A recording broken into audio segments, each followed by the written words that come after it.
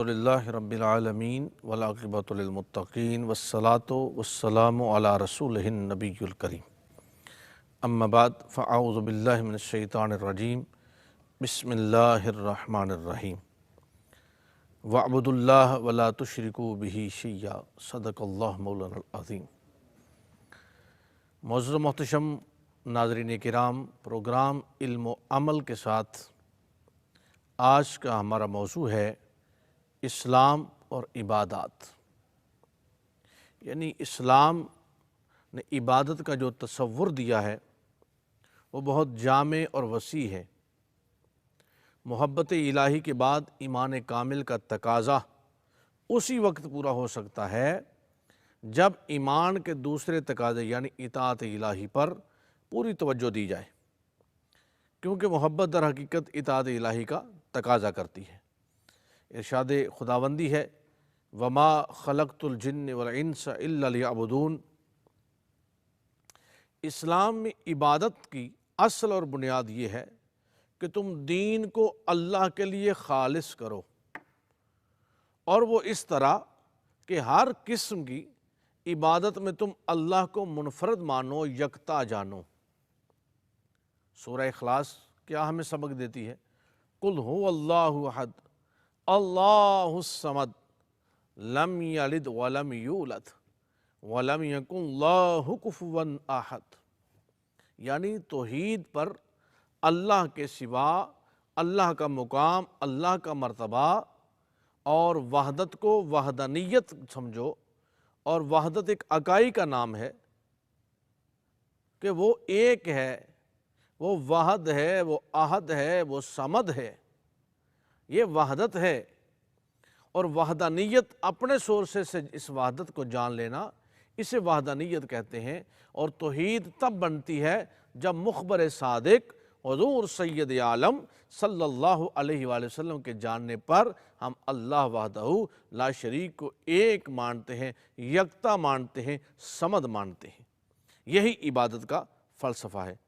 اللہ سے محبت، خوف اور امید کرتے ہوئے اپنے دل کے ساتھ اللہ کی طرف متوجہ رہنا، ہر ایک عبادت کو اللہ کے لیے انجام دینا، نماز اللہ کے لیے، روزہ اللہ کے لیے، زکوٰۃ اللہ کے لیے،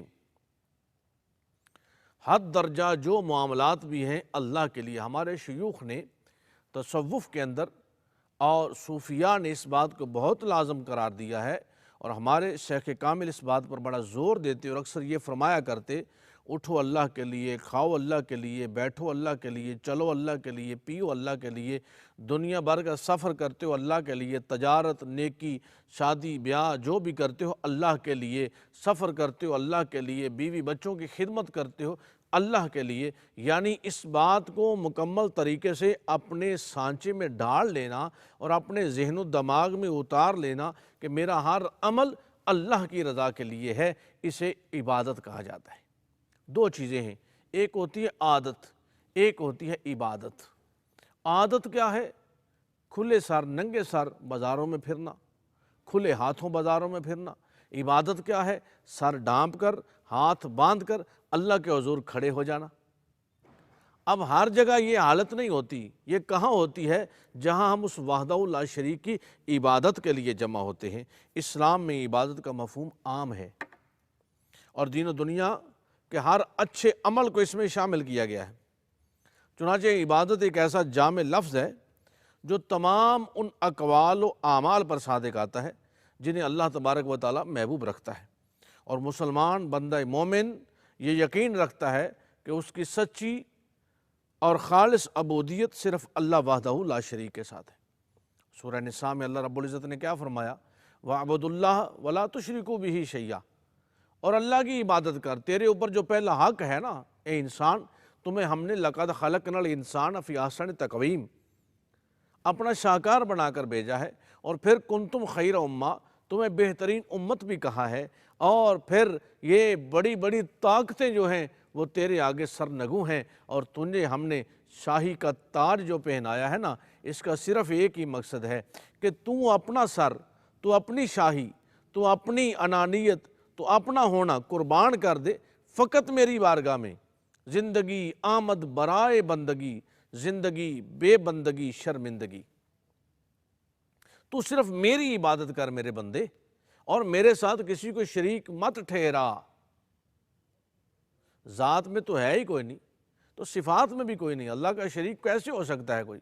لیکن اس کے باوجود جو پہلا حکم اس انسان کو دیا گیا وہ یہ ہے کہ میری عبادت کر اور میرے ساتھ کسی کو شریک مت ٹھہرا، اور ہم نے تجھے بھیجا اس لیے ہے کہ تو ہماری عبادت کر۔ اب عبادت کیا ہے؟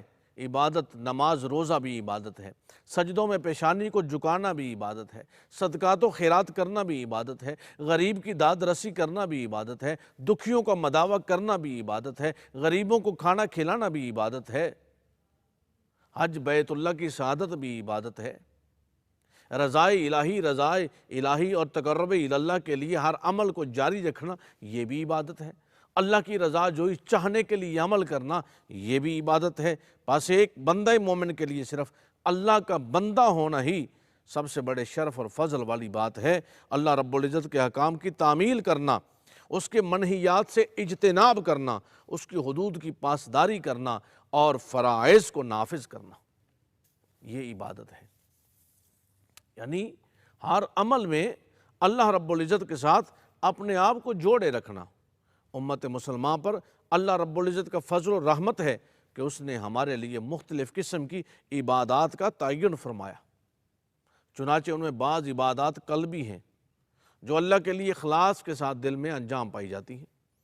ایسی عبادات کی تمام اقسام میں صرف اللہ کا قصد کیا جاتا ہے، اس کا تعلق چونکہ دل کے ساتھ ہے، اور صرف یہ دل سے ارادہ کرنا ہے۔ کھانا کھاتے ہیں، کھانا سامنے آیا تو ہم نے یہ دل سے کہہ لیا یا اللہ یہ تیرا دیا ہوا رزق، یہ جو کھانا ہمیں دیا ہے یہ میں کھانے لگا ہوں، اے اللہ ہم مجھے اس سے وہ طاقت دینا، ایسی قوت دینا کہ میں تیرا نام لیتا رہوں، تیری عبادت کرتا رہوں۔ اب اس کا تعلق دل کے ساتھ ہے۔ رب نے مجھے مال عطا فرمایا، یا اللہ یہ تیرا دیا ہوا مال ہے، مجھے اب یہ توفیق دینا کہ اس کو خرچ ان راستوں پر کروں جو تیرے راستے ہیں، تیری راہ میں خرچ کروں، صدقات و خیرات کروں۔ اب یہ دل کا معاملہ ہے، قصد کر لیا ہم نے اللہ کے ساتھ، دل سے بات کر لی۔ اب اللہ نے ہمیں توفیق دی ہے، فراغت دی ہے، وقت دیا ہے، یا اللہ یہ جو وقت دیا ہے نا تو یہ وقت میں تیری رضا کے لیے ان غریبوں میں بیٹھ کر گزارنا چاہتا ہوں تاکہ ان کی دلجوئی ہو جائے، میں ان کے حالات معلوم کر سکوں، تاکہ میں ان کی داد رسی کر سکوں، ان کے دکھوں کا مداوع کر سکوں۔ آپ دکان پر آ کر بیٹھ گئے ہیں، یا اللہ میں دکان پہ بیٹھا ہوں اور تیری رضا کے لیے بیٹھا ہوں، اور مجھے یہاں حلال رزق عطا فرمانا تاکہ میں اپنے بیوی بچوں کو کا پیٹ پال سکوں۔ تجارت کرتے ہیں، کسی بھی کام کے لیے چلے جاتے ہیں تو بس دل میں آپ یہ نیت کر لیں، محفل کا انعقاد کرتے ہیں لیکن نیت یہ کریں کہ لوگ نہ دیکھیں یا اللہ میں تیرے حبیب کی رضا جوئی حاصل کرنے کے لیے، تیری رضا حاصل کرنے کے لیے اس کا انعقاد کر رہا ہوں۔ اب یہ جو عمل تھا دل میں سوچنا، یہ کیا ہے؟ یہ وہ قلبی عبادت ہے۔ اچھا بعض عبادتیں بدنی ہیں، جیسے نماز ہے، 5 وقتہ نماز ہے نا، یہ ہمارے بدن میں ہمیں قیام کرنا پڑتا ہے، رکوع کرنا پڑتا ہے، سجدہ ہے، تشہد ہے، وضو ہے۔ اور بعض عبادتیں مالی ہیں، مختلف قسم کی زکاتیں ہیں، صدقات و خیرات ہے، جسے بندہ مومن مسلمان ایمانداری اور خوشی کے ساتھ اپنے رب کا تقرب حاصل کرنے کے لیے، اللہ کی رضا کے لیے وہ اپنا مال خرچ کرتا ہے۔ اور بعض عبادتیں، ایک عبادت ایسی بھی ہے جو اب یہ ماحول چل رہا ہے ہمارا رمضان المبارک کا، تو یہ ہم ایسی عبادت کرتے ہیں جو اللہ کی رضا کے لیے اپنے نفس کی خواہشات کو روک لیتے ہیں۔ اب یہ بھی عبادت ہے، اور اپنی چاہتوں کو روک کر اللہ کی اطاعت و عبادت میں مشغول رہ کر فریضہ روزہ کی شکل میں ہم انجام دیتے ہیں۔ اچھا بعض عبادتیں ایک ہی ساتھ مالی بھی ہیں اور بدنی بھی ہیں، ان دونوں نوعیتوں پر ہے مشتمل ہے۔ ایک عبادت وہ تھی جو صرف بدنی تھی، ایک عبادت وہ جو صرف مالی تھی۔ اب عبادت آ گئی جو بدنی بھی ہے مالی بھی ہے، یعنی حج کی شکل میں۔ حج میں بدن بھی مشقت میں رہتا ہے اور مال بھی خرچ ہوتا ہے۔ جہاد فی سبیل اللہ یہ بھی اسی مد میں آتا ہے، وہ بدنی بھی ہے مالی بھی ہے۔ اب یہ اس میں دوہرا ہے، اب اللہ تعالیٰ نے ہم پر یہ بھی کرم فرمایا کہ اس نے ہمارے لیے متعدد قسم کے نوافل کو مشروع فرمایا، جیسے نفل نمازیں، نفلی صدقات، نفلی روزے، نفلی حج اور عمرہ۔ یہ سب چیزیں ایمان کو تقویت پہنچانے کے لیے ہیں، ہمارے درجات بلند کرنے کے لیے، ہماری نیکیوں کو زیادہ کرنے کے لیے۔ لیکن ناظرین کرام، اسلامی شریعت ہمیں اس بات میں ایک ایک لمحے پر، ایک ایک گزرا ہوا لمحہ، آنے والا لمحہ عبادت کے ساتھ جوڑنے کا حکم دیتی ہے، اور اگر ہم اس میں تقرب اللہ، رضائے الہی کو خاطر میں لائیں تو ہمارا ہر عمل عبادت بن جاتا ہے۔ سونا بھی عبادت بنتا ہے، کھانا کھانا بھی عبادت بنتا ہے۔ دیکھیں کوئی کافر، غیر مسلم، یہودی دن بھر وہ راج کے ساتھ مزدوری کرتا ہے، دن بھر وہ مزدوری پہ کام کرتا ہے، اینٹیں اٹھاتا ہے، سیمٹ لے کے آتا ہے، اس کو اوپر لے کے جاتا ہے، نیچے لے کے آتا ہے۔ اب سارا دن وہ کام کرتا ہے، شام کو اس کو اجرت ملتی ہے فقط۔ لیکن بندہ مومن، مسلمان، حضور علیہ الصلوۃ والسلام کا کلمہ پڑھنے والا، جب وہ مزدوری کرتا ہے نا تو الکاسب و حبیب اللہ، وہ اللہ کا دوست بھی ہوتا ہے۔ جب وہ مزدوری کر رہا ہے تو وہ سارا دن اس کا عبادت میں گزرتا ہے۔ کیسے؟ کیونکہ وہ اس میں حلال رزق کا خواہاں ہے، اور حلال رزق کو حاصل کرتا ہے اپنے بیوی بچوں کا پیٹ پالنے کے لیے۔ اب ہم نے یہ جو نیت کی ہے اللہ کی رضا جوئی کے لیے، اب ہماری جو نیت ہے فقط عبادت کے لیے، ہمارے جو لمحات گزر رہے ہیں یہ عبادت کے لیے ہے۔ اچھا، اگر ہم یہ نیت کر لیں نا تو آپ کے کاروبار میں فرق نہیں آئے گا۔ آج اس نسخے کو آپ لے لیں، یہ صوفیانہ نسخہ ہے، اور اس میں نہ کاروبار میں فرق آتا ہے نہ تجارت میں فرق آتا ہے، کہ ہم نے جو عمل کرنا ہے وہ اللہ کے لیے کرنا ہے۔ اب آپ یہ سوچ لیں گے کہ دیکھیں جی، کھانا تو ہم کھاتے ہیں، بیوی بچے تو ہمارے ہیں، بہن بھائی تو ہمارے ہیں، مکان تو ہمارا اپنا ہے جو ہم بنا رہے ہیں، تو اس میں عبادت کیسے؟ یہ وہ جو میں نے ابتداء میں کہا تھا کہ بعض عبادات ایسی ہیں جن کا دل کے ساتھ تعلق ہے۔ ہاں، مکان ہمارا ہے، اسی چھت میں ہم رہیں گے، لیکن اگر ہم یہ نیت کریں کہ یا اللہ اس میں میری اولاد، میری بیٹی، میری بیوی جو ہے وہ شرم و حیا کا پیکر بن کے رہے گی، اور یہ مکان اس لیے میں تعمیر کر رہا ہوں، اس کی دیواریں اونچی بلند کر رہا ہوں کہ تاکہ ان کے رہنے کے لیے آسائش پیدا ہو سکے، آسانی پیدا ہو، اور وہ باپردہ رہیں، تو وہ مکان بنانا بھی جو ہے عبادت ہے۔ جیسے میں نے عرض کیا ہے کہ کھانے کے لیے ہم نیت کر لیتے ہیں، اسی طرح لباس پہنتے ہیں، یا اللہ میں اچھا لباس اس لیے پہن رہا ہوں کہ میں دیندار آدمی ہوں، اور لوگ یہ سمجھیں کہ دین کے ساتھ جو لوگ منسلک ہیں ان کا رہن سہن اچھا ہے۔ میں تکبر کے لیے، کبر کے لیے نہیں پہن رہا، میں تیری رضا کے لیے ایسا کر رہا ہوں۔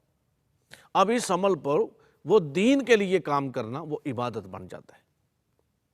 اچھی گاڑی پہ آپ سفر کرتے ہیں، اس کا شوق رکھتے ہیں، اور پھر آپ اس لیے کہ بھئی میں اس لیے کہ دیندار لوگ، یہ مجھے دنیا دار لوگ سمجھیں کہ یہ دیندار بندہ ہے، دین کے ساتھ منسلک ہے، مسجد کا امام ہے، یہ قاری ہے، یہ عالم ہے، یہ اس کے علاوہ جو دنیا دار شخص بھی ہے، اگر وہ بھی اچھی گاڑی کا استعمال کرتا ہے تو وہ برا نہیں ہے، برائی نہیں اس میں، لیکن اس میں جو دل کا تعلق ہے وہ عبادت کے لیے رکھا جائے۔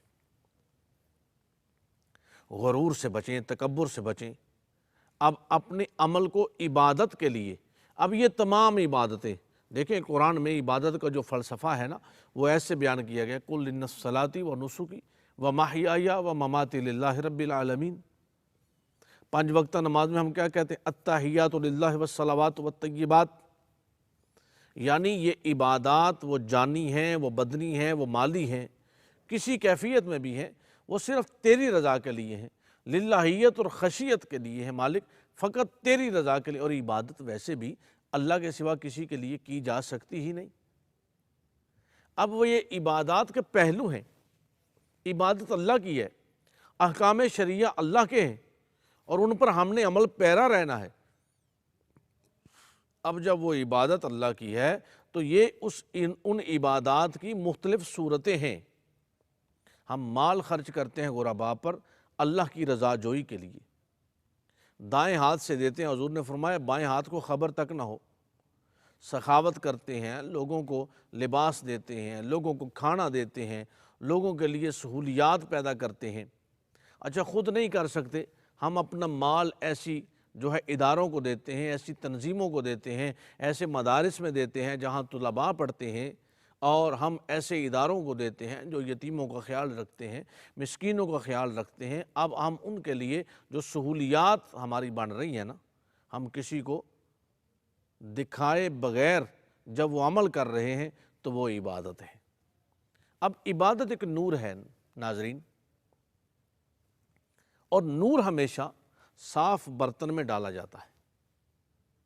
اب اس کی مثال یوں سمجھیے کہ دودھ ایک نور ہے، اور دودھ کو پینے کے لیے جب ہم برتن میں ڈالیں گے تو کبھی ہم گندے برتن میں نہیں ڈالتے، برتن کو پہلے دھوتے ہیں، صاف کرتے ہیں، واش کر لیتے ہیں، پھر اس میں ڈالتے ہیں۔ اب یہاں بھی یہ کیفیت سمجھ لیجئے کہ عبادت ایک نور ہے، اور یہ ہمارا جو دل ہے نا، یہ برتن سمجھ لیں۔ اب اس نور کو حاصل کرنے کے لیے اس برتن کا صاف ہونا ضروری ہے۔ اب اس نور کو حاصل کرنے کے لیے اپنی جو خواہشات ہیں، اپنے جو خیالات ہیں، ان کو درست کرنے کی ضرورت ہے۔ تو ناظرین کرام، عبادت کی مٹھاس، عبادت کی چاشنی، عبادت کا رنگ تب ملے گا جب ہم للہیت، خشیت کے ساتھ اپنی ہر عبادت فقط اپنے رب کی رضا کے لیے کرتے ہیں۔ اس میں مجھے اور آپ کو اس عبادت کا نور ملے گا، عبادت کا ظہور ملے گا۔ اللہ رب العزت ہم سب کو عمل خیر کی توفیق عطا فرمائے۔ کل تک کے لیے اجازت دیجیے، اللہ حافظ۔